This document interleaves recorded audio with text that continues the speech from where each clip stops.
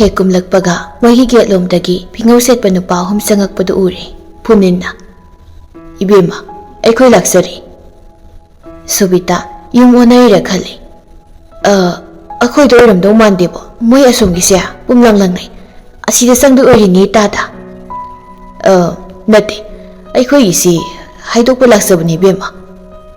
Karino haisya. Jambido ngarang isa nupana puraklaba adugi laksaribani. Mabukna ibungo hoy somna lengsinsi. Sopadu kupsen kosin tawduna semlibaduda pusengkri. Sobitana ima karino. Pambiramu ko ngayha. Mapana tholaktuna Sobitada themi. Kashu thoina khanjiluranu se ma sengkra male ngarang do noigi yumthangnabagi angang duda.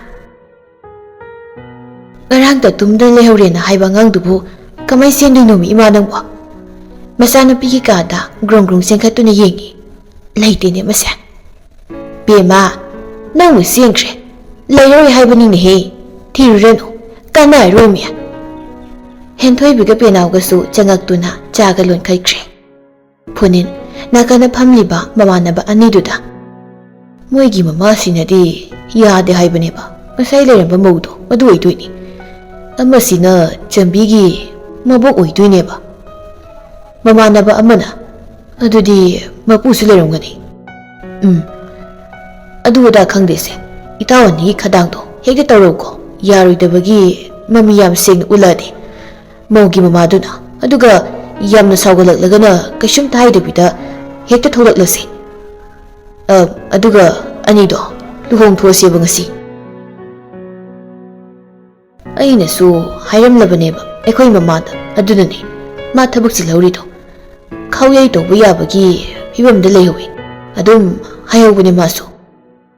Sobita izigi kadagi sauna tholaktuna lariba ahal ahumdugi manakta changaktuna phammi. Karam kanda chenboi do ngara. Phuninna numidang waramdagi leire. Kari nakana phamliba takheleiti yenglaga. Ima ngarang sambidubu mabuk nayena tumhawai daina. Phuninna kadaidagi onthokpa aikhoi da leiribase mabuk nayide haidamnina aikhoi di adudi khangauche warobiroi adu khanglamlabadi chakato thongalamloidabani aibu as karambana mapase ai isama oidoini isa nupido aina senaba khara watlhobani adumna khallage aujik kharangana thinbiro ibema tapthone makoi ani masa yanadabasu nati yam nushine samale adumaina aikhoina ngamen tawbudo phattene soingam thoklabadi kamai tawni angang na hangak tani hawjiksu moi anidi luhongbagi nimit ka panadana phamhoribani mapudu thulaktuna kaidongnaragene kana na mahoina ibema do sele yengarangda adugi haidokpa laiba aduga nasana pina pamdriba makoi anigi luhongbado mapudu nakana phamle hairaga nupa musadudi kari hotnariba. Sobita mathanda khali nakali doctor oi thangba handuna aikhoi angangse business tawe haiba tare fashion industry gi chahidi kayamuk suraba phuningi yetlomna phamlibaduna mukhumlei mase chahi kuntraga humdoini thoi soi oigani tadoigi nupi masaduga chapmanar ponida mabokta nokmi tari Sobitana masa manungni yawriba idu prok sagu makai tari mapuna aikhoi sambiga hanadagi nushinabra kamai tawbuzano hoi adumsu khangnare haidana hairakpani isa nupana mapuwa ataina tenya saphabaduni mabo ngaiko nang khatkino ne aishu khangibani loina khangibani ne kanana kari pami kanana kaidori aishu loina uine. Sobitana baba ibemado ngana thimbiraknaba khara haibiko isado angang oiri ꯑꯗꯨꯒꯤꯁꯨ ꯃꯊꯛꯇ ꯑꯩ ꯅꯨꯄꯥ ꯃꯆꯥꯗꯨꯒ ꯂꯩꯃꯤꯟꯅꯍꯟꯕꯁꯦ ꯀꯌꯥ ꯄꯥꯝꯗꯦ꯫ ꯄꯦꯅꯥꯎ ꯆꯥ ꯄꯨꯗꯨꯅ ꯊꯣꯛꯂꯛꯏ꯫ ꯃꯅꯤꯡꯗ ꯍꯦꯟꯊꯣꯏꯕꯤꯅ ꯐ꯭ꯔꯨꯠ ꯁꯂꯥꯗ ꯕꯤꯁꯀꯨꯠꯁꯤꯡꯗꯨ ꯄꯨꯗꯨꯅ ꯊꯣꯛꯂꯛꯏ ꯇ꯭ꯔꯦꯗꯨꯗ꯫ ꯄꯦꯅꯥꯎ ꯃꯄꯨꯒꯤ ꯃꯅꯥꯛꯇ ꯆꯥꯗꯣ ꯍꯥꯟꯅ ꯊꯝꯃꯤ ꯑꯗꯨꯒ ꯃꯔꯤ ꯃꯔꯤ ꯄꯤꯔꯒ ꯆꯥ ꯊꯛꯁꯤ꯫ ꯐꯨꯅꯤꯟꯅ ꯃꯆꯤꯟ ꯃꯅꯥꯎ ꯀꯌꯥ ꯑꯣꯏꯕꯒꯦ ꯑꯩꯈꯣꯏ ꯆꯝꯕꯤ ꯍꯣꯏꯁꯤꯕꯣ? ꯃꯕꯣꯛꯅ ꯃꯊꯟꯇꯅꯤꯗ ꯅꯥꯏꯇꯣꯝ ꯆꯥꯠꯄꯤꯅꯤ ꯑꯗꯨꯅꯅꯤ ꯋꯥꯅꯔꯤꯕꯁꯤ꯫ ꯑꯣ ꯑꯩꯈꯣꯏꯒꯤꯁꯨ ꯂꯥꯏ ꯇꯤꯟꯒ ꯈꯣꯏꯔꯝꯗꯅ ꯌꯥꯝ ꯋꯥꯅ ꯐꯪꯖꯈ꯭ꯔꯕ ꯏꯆꯥ ꯅꯨꯄꯥꯅꯤ꯫ ꯀꯌꯥꯗ ꯆꯥꯅꯅ ꯄꯨꯔꯛꯈ꯭ꯔꯕꯅ ꯌꯦꯡꯉꯨꯅꯦ꯫ ꯑꯩꯗꯤ ꯅꯨꯄꯤ ꯃꯆꯥ ꯑꯅꯤꯁꯤꯁꯨ ꯃꯅꯥꯎ ꯅꯨꯄꯤ ꯃꯆꯦꯁꯤꯡꯅ ꯈꯜꯂꯨꯕ꯫ ꯅꯥꯀꯟꯗꯒꯤ ꯃꯃꯥꯟꯅꯕ ꯑꯅꯤꯗꯨꯁꯨ ꯅꯣꯛꯃꯤ ꯅꯣꯛꯃꯤ ꯆꯥꯗꯨ ꯊꯛꯏ꯫ ꯃꯕꯣꯛꯅ ꯅꯠꯇꯦ ꯅꯠꯇꯦ ꯃꯃꯥꯟꯅꯕꯤ ꯉꯥꯛꯇꯅꯤ ꯆꯟꯕꯤꯒꯦ꯫ ꯃꯄꯨꯗꯨꯅ ꯅꯨꯄꯥ ꯃꯆꯥꯗꯨꯅ ꯅꯝꯍꯥ ꯇꯧꯕ ꯈꯣꯠꯄ ꯌꯥꯎꯗ꯭ꯔꯕꯗꯤ ꯀꯩꯁꯨ ꯈꯥꯏꯗ꯭ꯔꯦꯅ ꯈꯜꯂꯦ꯫ ꯑꯩꯒꯤ ꯑꯣꯏꯅꯗꯤ ꯃꯁꯥ ꯃꯁꯥꯁꯨ ꯌꯥꯅꯖꯔꯤ ꯀꯨꯏꯅ ꯆꯥꯡꯅ ꯅꯨꯡꯁꯤꯅꯔꯛꯂꯦ ꯍꯥꯏꯕꯅꯤꯅ ꯀꯩꯁꯨ ꯀꯥꯏꯗꯦ꯫ ꯁꯣꯕꯤꯇꯥꯅ ꯕꯥꯕꯥ ꯅꯨꯄꯥ ꯃꯆꯥꯗꯣ ꯑꯩꯅ ꯌꯥꯝꯅ ꯃꯨꯟꯅ ꯈꯪꯕ ꯃꯤꯅꯤ꯫ ꯍꯦꯛ ꯌꯨꯝꯊꯪꯅꯔꯤꯕꯁꯦ ꯂꯩꯔꯤꯕꯅꯤꯅ ꯃꯥꯅ ꯀꯩꯗꯧꯋꯦ ꯍꯥꯏꯕꯗꯣ ꯑꯩꯁꯨ ꯂꯣꯏꯅ ꯈꯪꯂꯤꯕꯅꯤ꯫ ꯕꯥꯕꯥ ꯅꯨꯄꯥ ꯃꯆꯥꯗꯣ ꯅꯨꯄꯤ ꯑꯋꯨ ꯑꯋꯨ ꯀꯣꯏꯕ ꯑꯉꯥꯡꯅꯤ꯫ ꯑꯣꯏꯔꯣꯝꯗ ꯐꯝꯂꯤꯕ ꯑꯍꯜꯗꯨꯅ ꯍꯥꯏꯔꯛꯏ ꯏꯕꯦꯝꯃ ꯀꯗꯥꯏꯗꯒꯤ ꯑꯗꯨꯝꯅꯗꯤ ꯍꯥꯏꯅꯣ꯫ ꯍꯥꯟꯅꯗꯤ ꯀꯣꯏꯅ ꯇꯥꯛꯄꯤꯔꯛꯏ ꯑꯉꯥꯡꯗꯨꯅꯁꯨ ꯑꯗꯨꯕꯨ ꯆꯝꯕꯤꯒꯤ ꯈꯪꯅꯕꯗꯒꯤꯗꯤ ꯅꯨꯄꯤ ꯑꯃ ꯐꯥꯎꯕ ꯍꯟꯅ ꯌꯦꯡꯖꯗ꯭ꯔꯦꯅꯁꯨ ꯍꯥꯏꯔꯛꯏ꯫ ꯉꯁꯥꯏꯗꯒꯤ ꯃꯥꯅ ꯑꯗꯨꯒꯤ ꯋꯥꯗꯨ ꯃꯗꯨꯗꯗꯤ ꯇꯝꯕꯤꯔꯝꯃꯣ ꯍꯥꯏꯗꯅ ꯍꯟꯖꯤꯟ ꯍꯟꯖꯤꯟ ꯍꯥꯏꯖꯔꯛꯄꯅꯤ ꯑꯉꯥꯡꯗꯨꯅꯁꯨ꯫ ꯁꯣꯕꯤꯇꯥ ꯐꯩꯅ ꯌꯦꯡꯂꯛꯏ ꯑꯍꯟꯗꯨꯗ꯫ ꯄꯥꯎ ꯍꯥꯏꯗꯣꯛꯄ ꯂꯥꯛꯄꯤꯔꯤꯕ꯭ꯔꯥ? ꯂꯤꯂꯥ ꯊꯣꯛꯄ ꯑꯣꯏꯅ ꯂꯥꯛꯄꯤꯔꯦ ꯈꯪꯖꯗ꯭ꯔꯦꯗꯅ ꯅꯥꯎꯗꯤ ꯃꯌꯥꯝꯒꯤꯁꯦ꯫ ꯃꯕꯣꯛꯅ ꯁꯨꯃꯥꯏꯅ ꯇꯧꯕꯤꯔꯣ ꯋꯥꯁꯦ ꯅꯨꯄꯤ ꯃꯆꯥꯒꯤ ꯃꯃꯥꯅꯁꯨ ꯌꯥꯗ꯭ꯔꯤꯕꯅꯤꯅ ꯑꯃꯨꯛꯀ ꯍꯟꯅ ꯑꯝꯇ ꯈꯟꯅꯈꯤꯁꯤ ꯂꯥꯛꯂꯤꯕ ꯌꯨꯝꯁꯀꯩꯁꯁꯤꯗ ꯑꯗꯨꯒ ꯍꯣꯔꯦꯟꯂ ꯀꯔꯤꯅꯣ ꯅꯨꯄꯥ ꯃꯆꯥꯗꯣ ꯆꯝꯕꯤꯒꯤ ꯃꯃꯥꯒ ꯑꯃꯨꯛꯇꯪ ꯋꯥꯔꯤ ꯁꯥꯅꯤꯡꯉꯤ ꯐꯖꯅ꯫ ꯃꯄꯨꯅ ꯑꯃꯨꯛ ꯍꯥꯏꯔꯛꯏ ꯃꯁꯤꯅ ꯐꯔꯅꯤ ꯅꯨꯄꯥ ꯃꯆꯥꯗꯨꯒ ꯃꯃꯥꯁꯤꯒ ꯋꯥꯔꯤꯗꯣ ꯏꯔꯦꯅ ꯁꯥꯜꯂꯣ꯫ ꯍꯥꯏꯅꯤꯡꯕ ꯍꯪꯅꯤꯡꯕ ꯁꯥꯎꯅꯤꯡꯕ ꯀꯌꯥ ꯂꯩꯕꯗꯣ ꯎꯟꯅ ꯊꯣꯛꯍꯜꯂꯁꯤ꯫ ꯍꯣꯏ ꯍꯣꯔꯦꯟ ꯊꯥꯔꯛꯂꯁꯨ ꯊꯥꯖꯔꯛꯂꯒꯦ꯫ ꯁꯣꯕꯤꯇꯥꯅ ꯍꯣꯔꯦꯟꯒ ꯅꯠꯇꯦ ꯍꯧꯖꯤꯛ ꯇꯥꯗ ꯈꯣꯏꯅꯅꯦ ꯌꯨꯝ ꯍꯦꯛ ꯌꯧꯕꯒ ꯑꯗꯨꯝ ꯊꯣꯛꯍꯟꯕꯤꯔꯣ ꯑꯩ ꯁꯤꯒꯁꯤꯗ ꯑꯗꯨꯝ ꯉꯥꯏꯖꯔꯝꯒꯦ꯫ ꯌꯦꯠꯂꯝ ꯊꯪꯕꯗꯨꯅ ꯃꯥꯅꯤ ꯇꯧꯖꯔꯒꯦ ꯑꯗꯨꯝ ꯍꯥꯏꯅ ꯑꯗꯨꯗꯤ ꯑꯩꯈꯣꯏ ꯑꯃꯨꯛ ꯊꯣꯛꯈ꯭ꯔꯒꯦꯗꯣ ꯏꯇꯩꯃ ꯇꯥꯗ ꯈꯣꯏ꯫ ꯃꯕꯣꯛꯅ ꯐꯅꯤ꯫ ꯃꯄꯨꯅ ꯁꯨꯝ ꯂꯩꯖꯍꯧꯔꯦꯀꯣ ꯍꯣꯔꯦꯟ ꯑꯉꯥꯡꯗꯣ ꯄꯪꯊꯦꯡ ꯊꯦꯡꯍꯟꯕꯤꯔꯛꯀꯅꯨ꯫ ꯐꯨꯅꯤꯟꯅ ꯍꯣꯏ꯫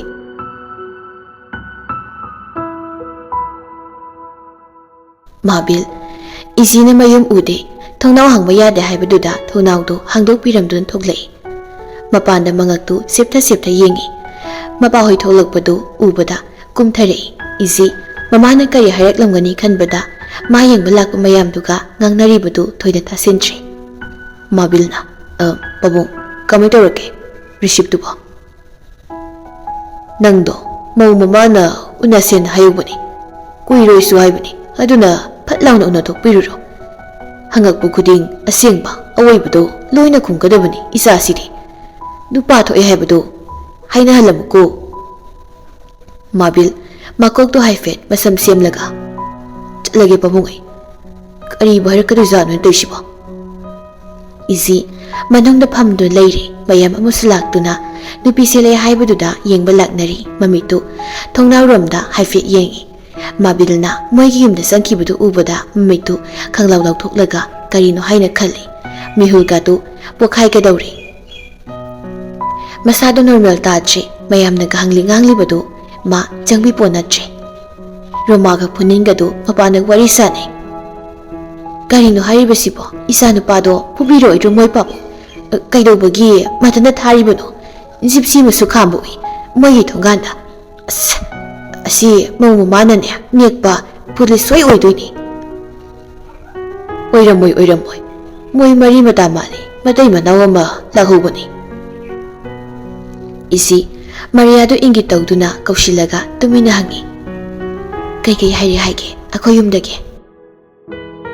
ꯆꯟꯅ ꯍꯥꯏꯕꯗꯗꯤ ꯑꯩꯈꯣꯏ ꯗꯥꯗꯣ Inamohiki imana wari sasilawana hai atayde khangdi as Sobitana Ima nang katukar nyam ngang kanuko ay wari sagi Mabil na Ima ay kaubibro Pamu lausida Mabil sophatu da pamlaga Sobitana Kam kan hurali ba O jambiro Numidang waram da nima Ima nang bu salad ka pisaru dayna numidang da Mabil na kadar ni Mabuk na salon gi ko ay puagat na sangtri mapuna lupa masa nang ako'y sambisi thamoy siya na nusibra nusiye po aduda imana yawdabadugi pangaroy na lon lawsaba ni pupo nang oyda padaba thambak khara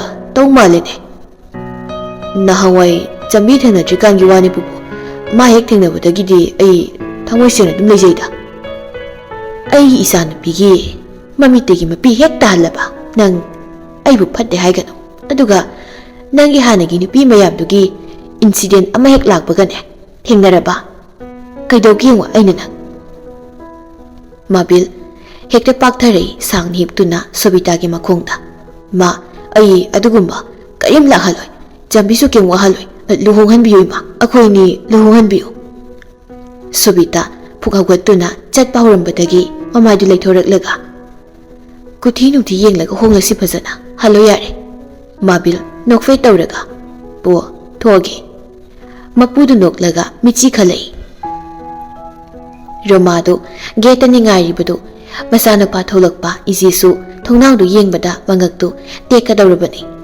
phuninna mi khudin call tawada makhondu siraponi Mabil na nokfei tholakpadu ubada Romana kai hairake Mabil masam na phat hairaga horengi phiro lebirima kashi sautre moi maso Roma noklaga phare mongsu ngasai dagi wari se amda khangjibani haipet haibirukiki jambi gi manata sangaktuna ibema jambiya kai hagi ma Roma mabukningda khali is onthokna nungsikreda imaga kawinya yengoi nangbu kari masuna khoida jagene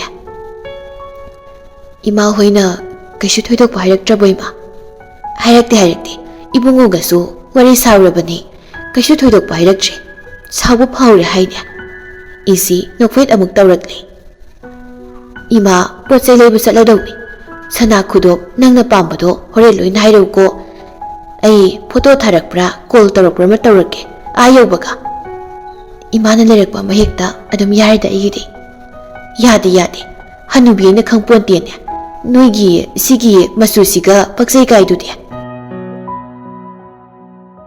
numidangi matam yaushilakle asomda ne henthoibiga penau kana chana thaknaba langli somda isisu thamba lekhok ama setlaga angau blouse amaga laina pana hakpa cream masugi phiduga mambilgi manakta chalamdai na haiduna khurum sangai Mabil adu sangakpado ubada mihulga dangdang somsaraduna muni yenglei isida Romana chaluki ga hairamu phajana Mabilna koinoma noishu changaktoiro jambi khoiramo imama pa de lege ko kari haina doino haina zaro chalage ko message haru ko yobaga lehuro ko Mabil isigi marai bakta nushina chuplaga Bye-bye.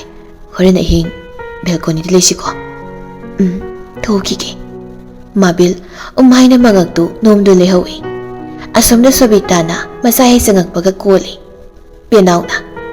Abong nihiklak padagi tabagsa satlaw nihikta may paki. Hentoy bina.